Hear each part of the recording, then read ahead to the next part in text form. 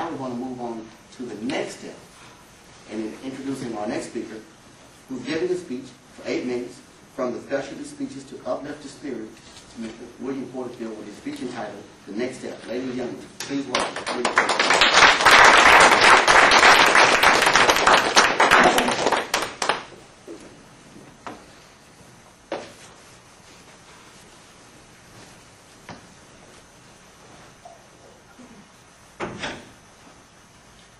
Burris and legal team considering lawsuit as next step. 6 powers agreed to take the next step on Iran.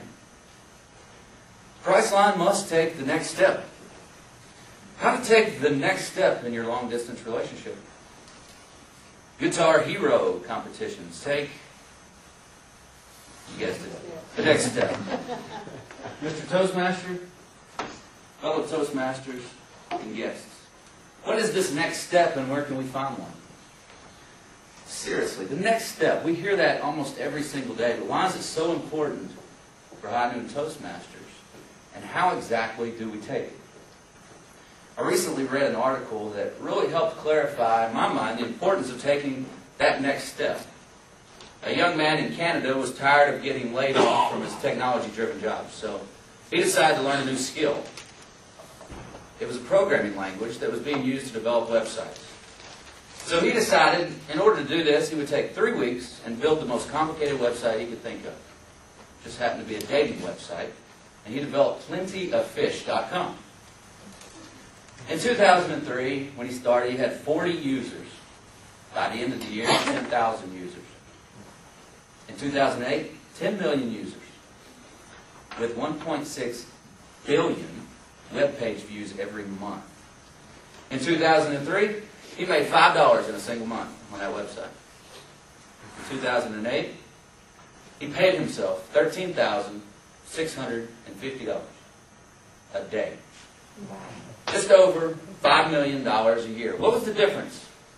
Somewhere in that span of time, he figured out the next step, to put advertising on his website. So what's the difference between those organizations, those individuals who take the next step and those that don't, other than $5 million? It's that those that do have wins and successes that build up over time. Those that don't, they become stagnant and stale. They're the ones who have a website with 10 million users, eat ramen noodles with cinder blocks for shelving. So which one is Hi-Noon? And if that's so important to take the next step, why aren't we running towards our goals? Oh, goals. That's a whole other speech topic. Those often talk about things that we want to do in a certain amount of time. What are our goals here at Hi-Noon Toastmasters? I bet if I asked that question right now, which I just did by the way, that most of you would say to be President's Distinguished. We've been there, done that. We had the ribbon to prove it. A bunch of them. That's not a goal. That's the standard at Hi-Noon. What about that big, hairy, audacious goal that Jim Collins talked about and Built to Last? Where is that for Hi-Noon Toastmasters? Now, obviously, you have to have a goal to take the next step. But almost just as important is getting rid of the excuses. I bet the #1 excuse in here for not achieving a goal would be, I just haven't had time. I haven't got around to it. Why don't you go ahead and pass around these little cups, and this one in the corner can go across the back there. That one, that styrofoam cup. Just go ahead and reach one and take one little thing out and pass it on down.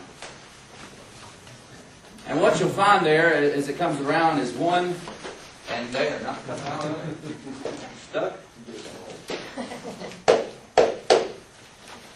All right. A little glitch here. Just pound it. Break the cup if you have to. Pass it around.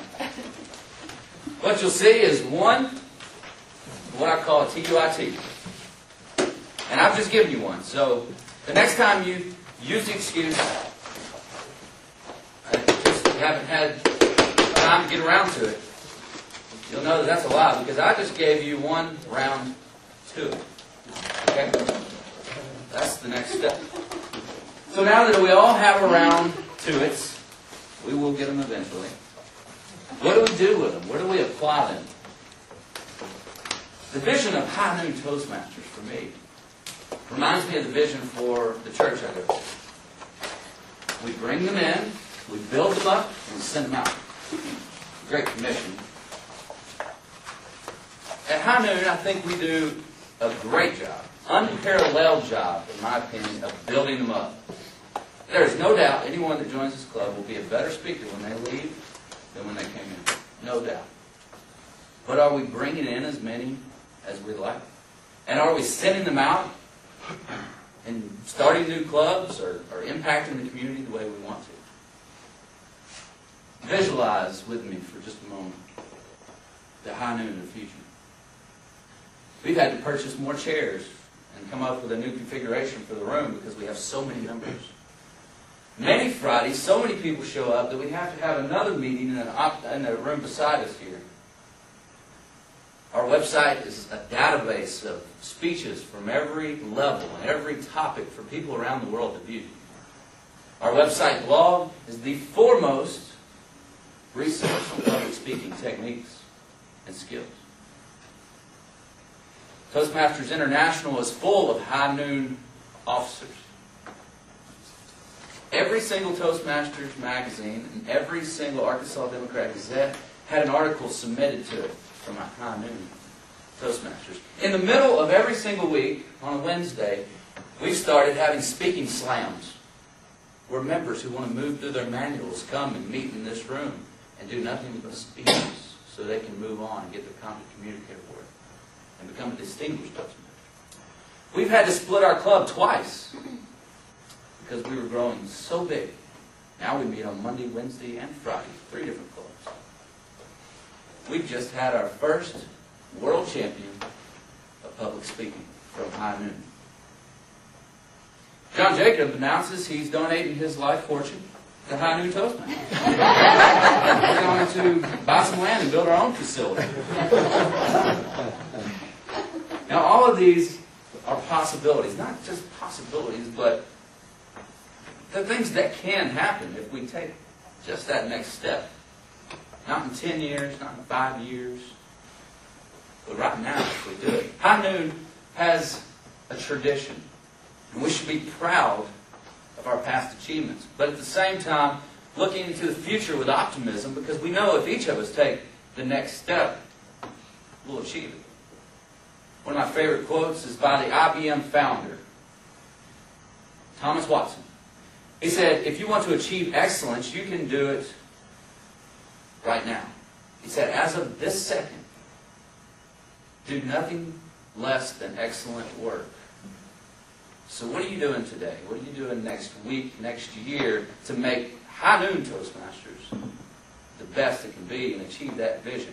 I'm confident with the ambition and the talent that we have in this room, combined with an overriding vision and concrete goals, that we can reach the most big, hairy, audacious goal out there.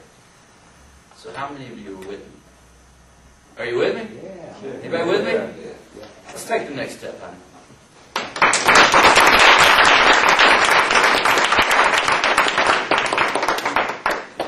I told you it was good, right?